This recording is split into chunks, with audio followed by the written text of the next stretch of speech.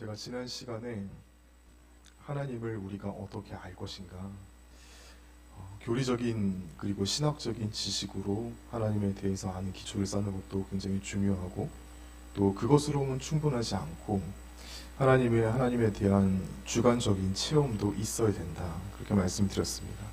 그래서 그 두 가지가 함께 균형을 맞추는 것이 중요하다. 그리고 이 시대에 우리가 한국 교회의 특징을 이제 말씀을 드렸죠. 많은 경계가 허물어지며 각자 교단이 가지고 있는 특징이 점점 사라지고 있습니다.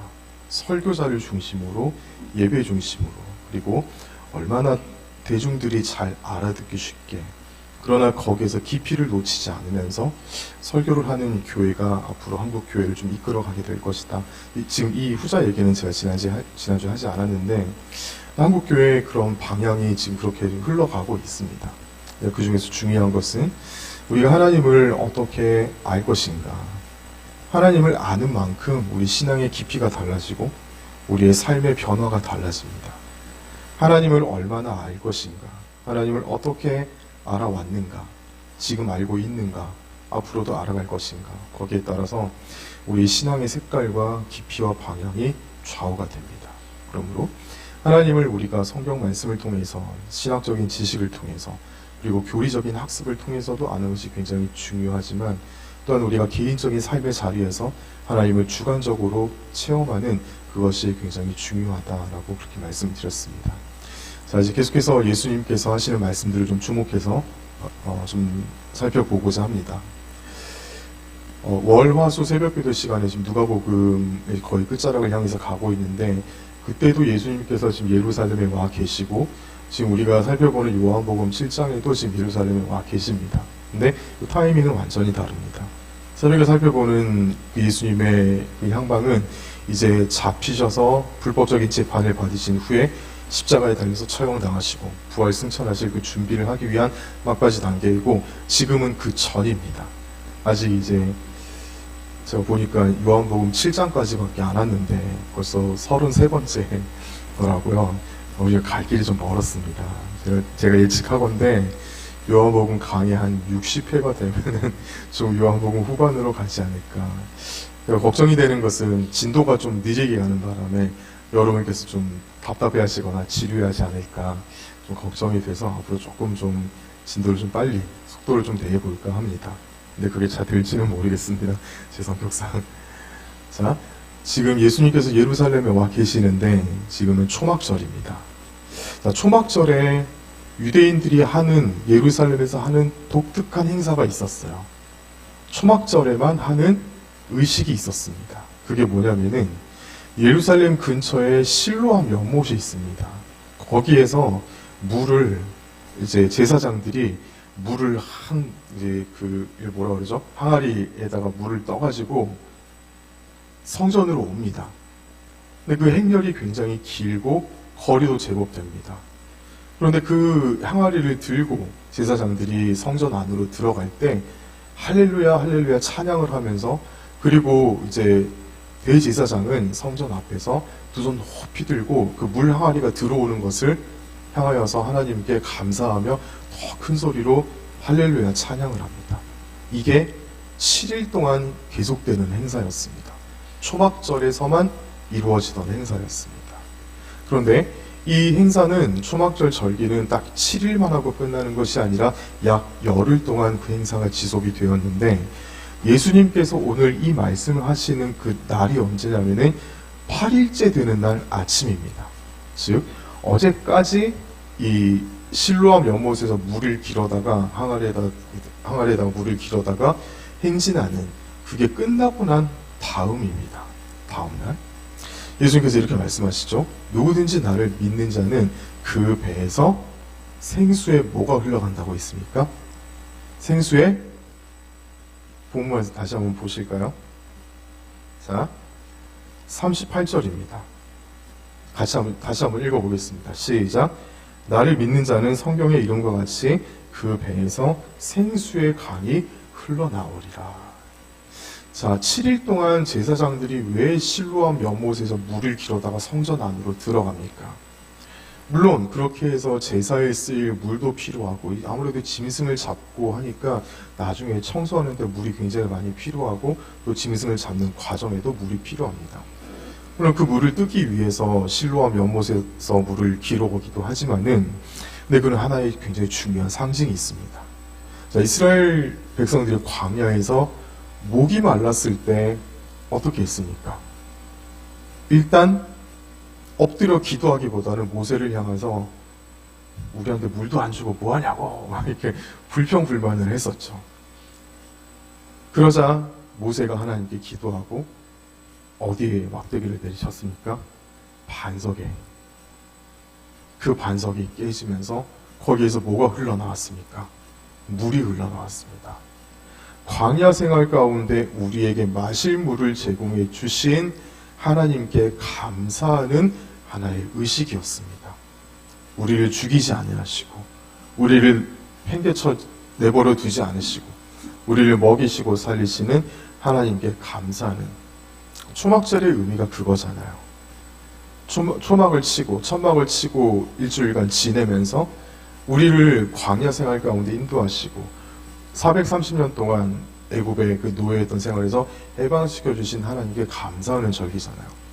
그 핵심이 무엇입니까? 그 중에 핵심이 하나님께서 우리를 지키시고 먹이셨다라는 것을 기념하는 감사하는 절기가 초막절 아니겠습니까? 그래서 그들이 아침마다 물을 길어다가 그 의식을 한 것이죠. 자, 그런데 예수님께서 그 7일 동안의 의식이 다 끝난 다음 8일째 되는 날 아침에 이렇게 말씀하십니다.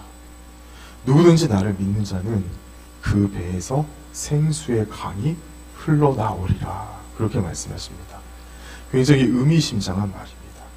자, 39절에 계속해서 이 말씀을 설명을 하고 있습니다. 이 말씀은 예수께서 아직 영광을 받지 않으셨으므로 성령이 아직 그들에게 계시지 않았는데 이 말은 곧 그들이 나중에 부여받을 성령님에 대해서 말하는 것이더라. 그렇게 기록이 되어 있습니다. 자, 우리를 목마르지 않게 할 그 생수, 예수님께서 얼마 전에 어떤 사람과의 대화 속에서 그 얘기를 하셨습니다. 4장에 보면 사마리아 여인 속에서 나를 믿는 자는 내가 주는 물을 마시는 자는 목마르지 아니하리라. 영원히 목마르지 아니하리라. 그 말씀을 하셨습니다. 자, 그런데 오늘 이 말씀은 그 말씀과 비슷한 이야기인 것 같지만은 그러나 그 의미와는 전혀 다른 의미입니다. 자, 4장에서 사마리아 여인과 대화를 하실 때 다시는 목마르지 아니하리라 그 말씀을 하셨지만 지금 여기서는요, 배에서 생수의 강이 흘러나오리라. 자, 우리의 육체를 한번 생각을 해보십시다. 모든 에너지를 일단은 받아들이는 곳이 어디입니까? 입이죠. 입을 통해서 어디로 들어갑니까? 배로 들어갑니다. 배에서 어떤 일이 일어납니까?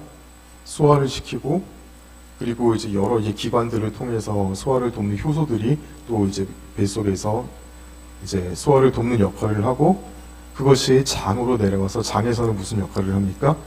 이제 영양분을 흡수를 하죠. 이 모든 과정을 생각을 해봤을 때 우리를 살리고 우리에게 에너지를 공급해주는 가장 중요한 그 부위가 바로 여기 배입니다.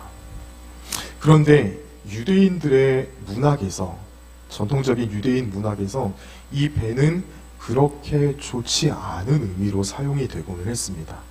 뭐냐면은 탐욕을 상징하는 기관이 바로 배였습니다. 입은 우리가 입이라고 생각을 할 수 있지만은 입은 주로 이렇게 거짓을 말하거나 악한 것을 표현하는 또 그런 부정적인 기관으로 그렇게 그려졌었고, 배는 무언가를 받아들이는 기관.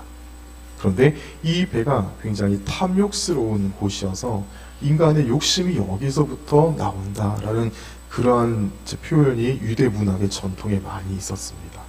자, 그런데 예수님께서는 그 통념을 완전히 깨버리시고 배에서 생수의 강이 배로 흘러 들어가는 게 아니라 생수의 강이 배에서 흘러나오리라. 그렇게 말씀을 하십니다. 근데 그 앞에 예수님께서 하나의 조건을 다시죠.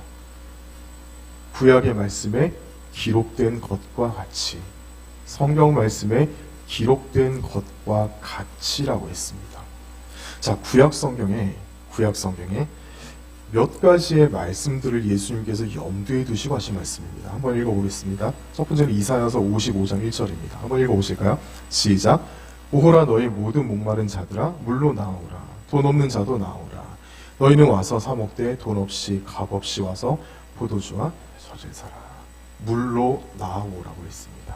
생수의 강이 흐르는 그곳으로 오되 아무런 돈이 없어도 괜찮아. 대가를 지불하지 않아도 괜찮아. 풍족히 먹을 수가 있을 것이다. 그렇게 말씀을 하십니다. 한 군데 더 있습니다. 한 번 더 읽어보실까요? 시작. 이 강물이 이르는 곳마다 번성하는 모든 생물이 살고 또 고기가 심히 많으리니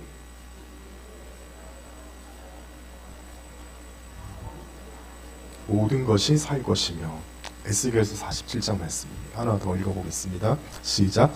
그날의 산들이 단 포도주를 떨어뜨릴 것이며 작은 산들이 젖을 흘릴 것이며 유다 모든 시내가 물을 흘릴 것이며 여호와의 성전에서 샘이 흘러나와서 시딤 골짜기에 되리라. 요엘서 3장 18절 말씀입니다. 자, 이 세 구절의 말씀을 우리가 읽어봤을 때 어딘가에게 이스라엘 공동체를 충분히 먹이고도 남을 넉넉한 강이 흐르는데, 그런데 그 강이 누구에게 유익을 줍니까?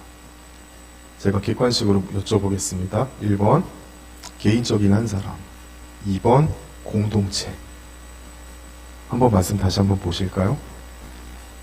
자, 목마른 자야라고 하지 않고 목마른 자들아라고 했습니다. 그리고 에스겔서 말씀에는 강이 이르는 각처에 모든 것이 살 것이며, 제가 노란색으로 좀 표시해놨죠. 그리고 시냇가 유다 모든 시내가 물을 흘릴 것이며 샘이 흘러나와서 시딤 골짜기에 되리라. 생수의 강이 흘러나오는데, 근데 그 강은 특정 사람에게만 유익을 주고 생명을 살리는 것이 아니라 유대 공동체 전체에게 흐른다는 말입니다. 자, 이 말은 우리가 구속사적으로 먼저 해석을 해볼 때, 우리 교단이 되게 좋아하는 표현이죠. 구속사적으로 우리가 해석을 해볼 때 예수님 한 사람으로 말미암아 모든 민족이 살아날 것이다.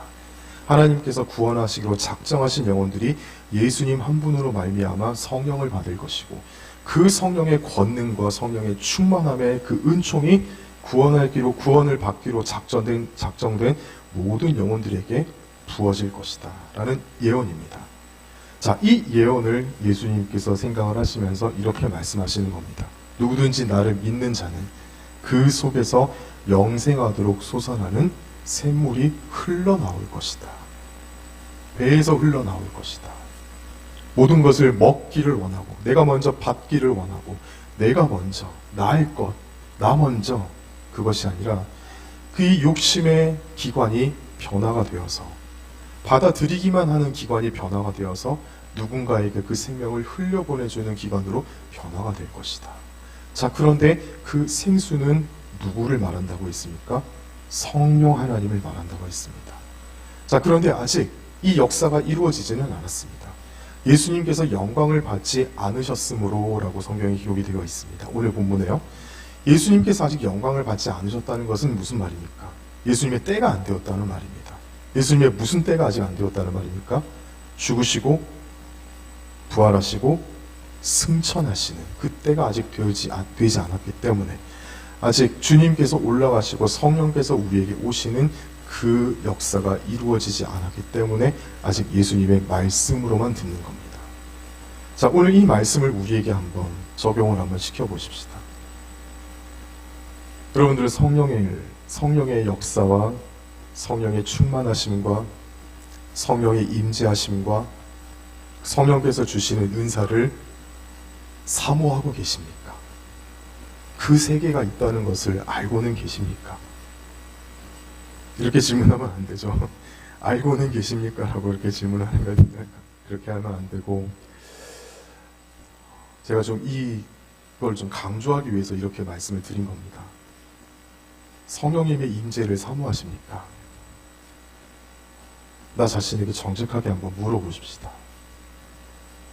내 삶 가운데 성령의 그 임재가 희미하게 흐려질까봐 성령께서 우리를 완전히 떠나지는 않으십니다. 하나님께서 구원하시기로 작정하신 영혼은요, 성령께서 그를 언제나 떠나지 않으시고 함께 하십니다. 그런데 성령께서 정말로 자신의 모든 것을 쏟아 부어주시면서 충만하게 그 속에 임재하시고 능력을 주시느냐, 아니면은 그 성령의 임재를, 성령의 능력을 받을 대상이 아직 준비가 되어 있지 않아서, 죄의 문제가 해결이 되지 않았거나, 성령의 충만함을 사모하는 마음이 없거나, 성령의 충만함을 받아야 된다는 필요를 전혀 느끼고 있지 못하거나, 여러 가지 이유로 그가 준비되지 않았을 때는 성령께서 그 곁에 서서 머무십니다. 그가 준비될 때까지 기다리십니다.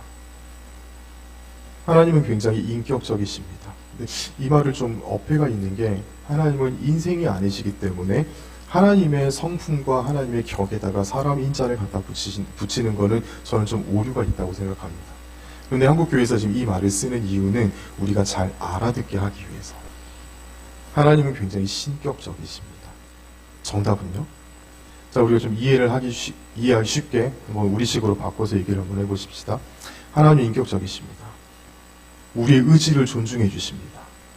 우리의 선택을 존중해 주십니다. 또한 하나님께서는 우리의 노력을 기다리십니다. 어떠한 노력입니까? 시간마다 엎드려서 하나님, 나에게도 성령의 충만함을 허락해 주시옵소서. 아직은 그게 내가 뭔지 체험이 아직 되지 않았고, 그게 잘 뭔지는 모르겠지만, 그러나 그게 필요한 것 같아서 먼저 입으로라도 고백하는 것도 굉장히 중요합니다. 우리가 무언가를, 하나님께서 주시는 무언가를 그게 뭔지를 잘 깨닫지 못하고 아직 그게 잘 되어지지 않을 때 언젠가 내 마음속이 변화가 되고 내 마음이 움직이면 그때 해야지. 아니요, 내일은 다시 오지 않을지도 모릅니다. 지금 당장 시작해야 됩니다. 이렇게 기도해야 됩니다. 성령의 충만함이 아직 잘 뭔지는 모르겠습니다. 근데 성령의 충만함을 받아야 될 거는 맞습니다. 주님, 내 마음 가운데, 잘 들어보세요. 주님, 내 마음 가운데 역사하셔서 성령의 충만함을 간절히 원하는 마음을 나에게 먼저 부어주십시오. 그 마음이 부어진 후에 그 간절함을 가지고 기도할 때 하나님께서 그 기도에 더욱더 적극적으로 응답해 주십니다. 우리가 무언가 신앙적인 영적인 자질이 우리에게 있어야 되는데 내 마음속에 아직 그거를 완전히 바라는 마음이 없습니다. 근데 그걸 내 마음 가는데 그대로 내버려 두면 안 돼요. 우리의 입술이라도 먼저 주님 앞에 고백을 해야 됩니다. 내 마음 움직여 주셔서 내가 그렇게 될 수 있도록 나를 도와주시옵소서. 내 마음을 기경하여 주시고 내 마음을 변화시켜 주셔서 내가 정말로 성령의 충만함을 간절히 원하는 그런 마음으로 변화되어질 수 있도록 하나님 나를 도와주십시오. 그렇게 기도할 때 성령께서 그 기도를 들으시고 역사하시기 시작합니다. 하나님은 인격적이십니다. 우리가 하나님을 원할 때까지 하나님께서는 기다리십니다. 그러나 우리에게 먼저 그 기도가 먼저 터져 나오고 조금이라도 일찍 우리 인생 가운데 터져 나온다면은 하나님께서 더 일찍 그 인생 가운데 역사하시고 그 인생 가운데 더 큰 은혜를 부어주실 줄 믿습니다. 지금 우리 중고등부 아이들이 포항에서 수련회를 하고 있어요. 화, 수, 목, 금. 그리고 여러분 잘 모르겠지만 1월 5, 6, 7 새벽에 중고등부가 신년 특별 새벽 기도를 했습니다. 아침 6시 반에. 새해 첫 시간을 하나님께 드리는 건 너무너무 중요한 거거든요. 아이들에게 이거를 가르쳐 주기 위해서 좀 이렇게 소리는 안 내고 조용히 이제 아이들 부모님이 오자고 했는데 아버지들은 3일 동안 아무도 안 오셨어요. 엄마들만 오셔가지고 마지막에는 아이들 머리 위에 손 얹고 축복기도 하는 걸로 새벽 기도를 마쳤습니다. 일찍부터 기도를 왜 해야 되는지를 깨닫고 왜 하나님의 은혜를 받아야 되는지를 알고 그렇게 기도하면서 자라는 아이들은요, 그 보법이 다릅니다. 인생에 걸어가는 보법이 달라질 수밖에 없고 그 인생의 방향이 달라질 수밖에 없습니다. 하나님께서 그 인생 가운데 일찍 능력을 베푸시고 왜 하나님 위해서 살아야 되는지, 왜 믿음으로 살아야 되는지, 왜 세상의 영성을 따르지 않아야 되는지를 하나님께서 더 깊이 그리고 정확하게 깨닫게 하시는 은혜가 부어지기 때문입니다. 그래서 지금 아이들이 수련회 하고 있는데 여기 생각나실 때 목요일 저녁에 이제 집회가 다 끝나거든요. 기도해 주시길 바랍니다. 아이들이 은혜 많이 받고 오도록 은혜를 받는 체험을 해야 돼요. 한 살이라도 어렸을 때 하나님의 은혜에 자꾸 노출을 시켜야 돼요. 그래야지 그 인생이 나중에 때가 됐을 때 내가 은혜 받을 때가 됐는데 하면서 은혜의 자리로 스스로 찾아갈 수 있는 자생력이 생깁니다. 애들을 어려서부터 신앙생활 제대로 빡세게 시켜야 되는 이유가 바로 여기에 있어요. 나이가 들었을 때 스스로 은혜의 자리로 찾아갈 수 있는 자생력이 지금 아니면은 나중에는 만들어지기가 너무너무 어렵거든요. 자, 이제 다시 말씀으로 돌아와서요. 성령께서 아직 임하시기 전입니다. 근데 예수님께서는 성령님을 염두에 두고 말씀을 하시는 겁니다. 자, 제가 앞서 4장과 지금 7장의 말씀을 비교를 했습니다. 4장은 개인에게 부어지는 성령님의 은혜를 말하는 거라면 7장은요, 공동체에 부어주시는 성령의 충만함에 대해서 이야기하고 있는 겁니다. 하나님의 나라는 함께 세워져 가는 겁니다. 하나님의 나라는 함께 세우는 겁니다. 여러분 이런 말 들어보셨죠? 천국은 혼자 가는 게 아니라 천국은 손잡고 함께 가는 곳이라고. 나 혼자 하나님 앞에 인생 마지막 순간에 하나님 저 왔어요 하면서 나중에 혼자 딱 서면은 그 자리가 굉장히 부끄러워질 겁니다. 내 동역자들과 함께, 그리고 내가 전도해서 구원시킨 영혼들과 함께 하나님 앞에 서는 겁니다. 천국은 함께 가는 곳입니다.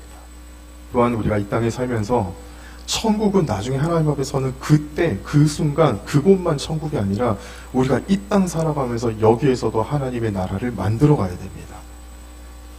그 하나님의 나라가 무엇입니까? 하나님의 통치가 이루어지는 것입니다. 하나님의 말씀이 육신이 되고, 하나님의 말씀이 우리의 삶에 움직이는 질서가 되고, 우리의 마음과 우리의 삶을 다스리시는 법칙이 되고, 국가의 법을 따르기 이전에 하나님의 법을 따르며 살아가는 것이 우리 그리스도인들의 살아가는 영성입니다. 그 모든 것이 무엇으로 가능합니까?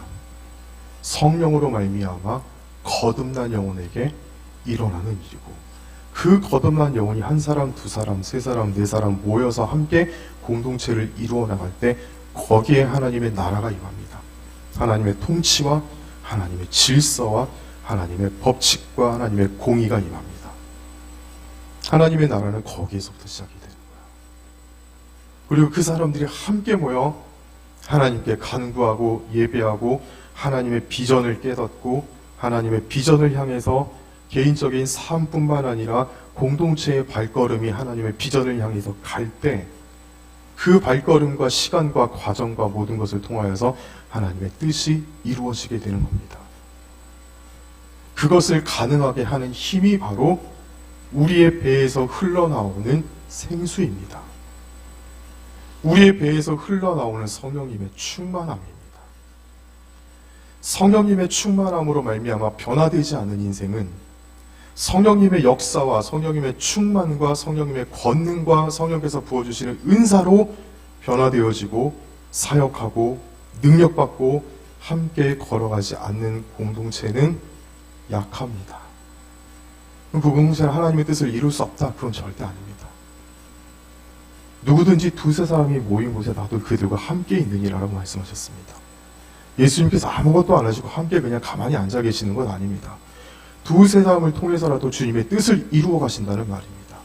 그런데 성령님의 충만함으로 그 공동체에 불이 붙기 시작하고, 기도에 불이 붙기 시작하고, 예배 가운데 강력한 성령의 임재가 나타나고, 그리고 각자에게 부어주시는 은혜를 통해서 하나님의 뜻이 깨달아지고 하나님의 비전이 부어질 때 그 공동체는 강력한 3000cc V6 자동차 엔진이 아니라 수백 톤의 비행기를 공중에 띄우는 15,000마력짜리 롤스로이스 비행기 엔진이 달리는 겁니다.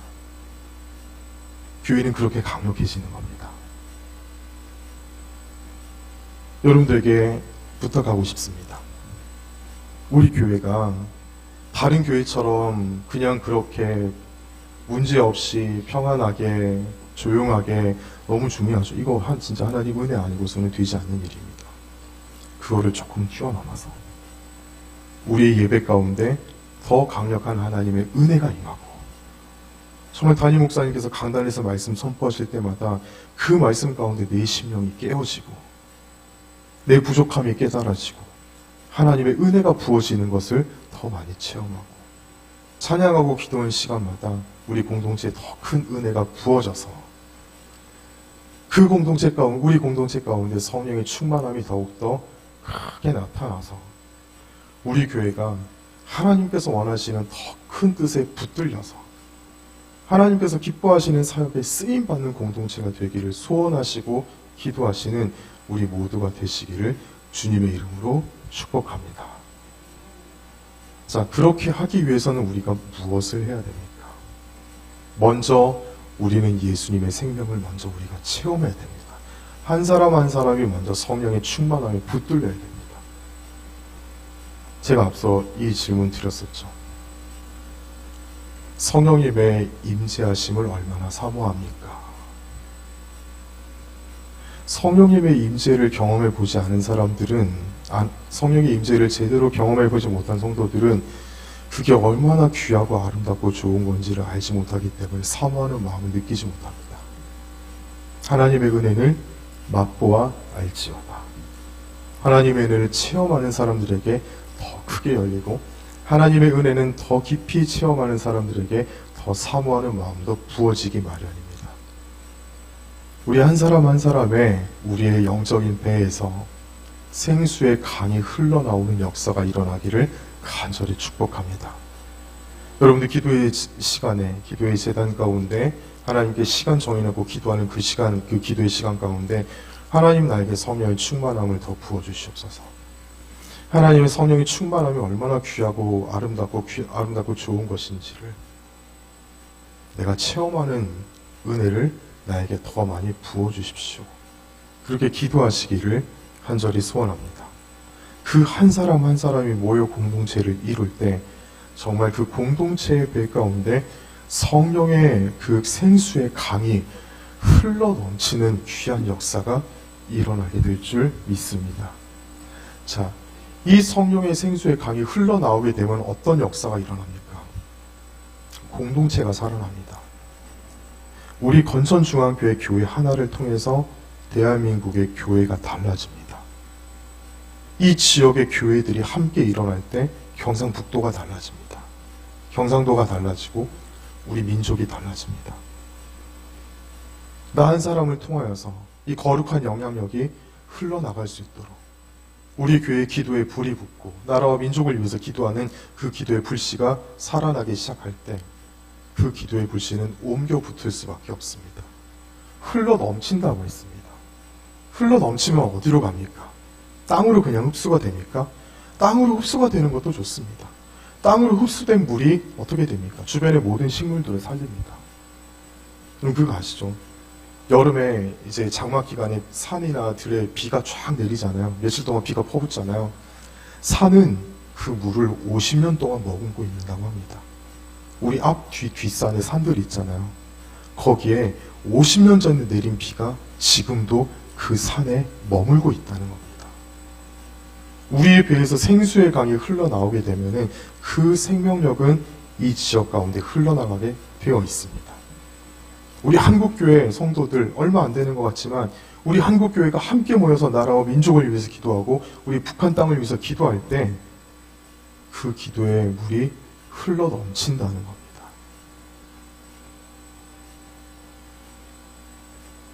우리 교회가 지역을 살리고 민족을 살리는 교회가 될 수 있기를 그렇게 소망하고 뜻을 품는 우리가 되기를 간절히 소원합니다. 성령의 충만함이 우리에게 임할 때 내 인생을 살리는 것은 물론이고 내 주변의 사람들을 살린다는 겁니다. 죽어가는 사람에게 하나님의 이야기를 전하고 소망이 없고 가난과 질병 속에 고통받는 그 영혼들에게 나에게 베풀어 주신 하나님의 이야기를 들려주고 그들이 하나님 앞으로 나와 주의 이름 부르면서 기도하며 하나님 앞에 매달리기 시작할 때 그 인생이 달라지는 겁니다. 그것을 전하는 겁니다. 그래서 예수 믿고 예수의 생명을 전하는 삶이 되어지고 그러한 공동체가 되어진다는 겁니다. 성령님의 충만하심이 우리 각자에게 임하기 시작할 때 그 역사는 나를 살릴 뿐 아니라 우리 땅을 살립니다. 내 주변의 사람들을 살립니다. 우리 가운데 한두 사람, 두세 사람이 성령 충만함으로 하나님 앞에 기도하기 시작할 때 그 기도의 불꽃이 우리 교회에 전해집니다. 내 작은 공동체에 전해지고 내 옆에 앉은 사람에게 전해지고 그 불꽃은 흘러가게 되어 있습니다. 전해지게 되어 있습니다. 그렇게 교회가 살아나는 겁니다. 그 교회의 부흥의 파도가 그렇게 일어나는 겁니다. 우리 하나님 앞에 이렇게 기도했으면 좋겠습니다. 소원을 가졌으면 좋겠습니다. 하나님, 내가 먼저 그 생수의 강을 전하는 그 사람이 되게 하여 주십시오. 내가 먼저 이 교회의 부흥을 일으키는 그 부흥의 불씨가 되게 하여 주시옵소서. 그래서 내가 신앙생활 하면서 우리 교회에 다시금 부어주시는 하나님의 부흥의 역사를 내 눈으로 볼 수 있게, 내가 그 자리에 있을 수 있게 하나님 우리에게 생수의 강을 더욱더 풍성하게 일으켜 주십시오라고 기도하시는 우리 모두가 되시기를 주님의 이름으로 축복합니다. 예. 아멘 소리가 작으십니다. 이제 아멘은요 타이밍이거든요. 아멘 좀 크게 해야겠다라는 이게 딱 느껴지면은 아멘 한번 크게 하시는 것도 좋습니다. 제가 한 번 더 기회를 드리겠습니다. 여러분들의 인생과 우리 교회 공동체 가운데 하나님께서 일으키시는 부흥의 파도가 다시 한번 강력하게 일어나는 역사가 반드시 있기를 소원합니다. 감사합니다. 하나님께서 부흥시키시는 그 인생과 가정과 공동체를 하나님께서 그냥 내버려 두시는지 아십니까? 반드시 하나님께서 복을 주십니다. 영육간에 잘 풀리는 복이 반드시 부어집니다. 자녀들이 하나님 앞에 영적으로 바르게 세워지는 복이 반드시 부어집니다. 우리 가문 가운데 하나님 앞에 하나님 손에 붙들려서 하나님 나라를 위해서 쓰임받는 인생들이 끊어지지 않는 복이 반드시 일어나게 됩니다. 이 복을 풍성히 받아 누리시는 우리 모두가 되시기를 주님의 이름으로 축복합니다. 어찌되었던 우리는 성령 안에 살아가는 것 말고 답이 없습니다. 어차피 성령 안에서 살아갈 거 한번 확실하게 하나님께 더욱더 충만히 나에게 은혜를 주시고 성령의 손에 붙들려 살아가는 그런 복된 인생 될 수 있도록 주여 나를 불쌍히 여기소서, 나에게 은혜를 더하소서라고 늘 하나님 앞에 나와 기도하시는 우리 모두가 되시기를 축복합니다. 기도하겠습니다.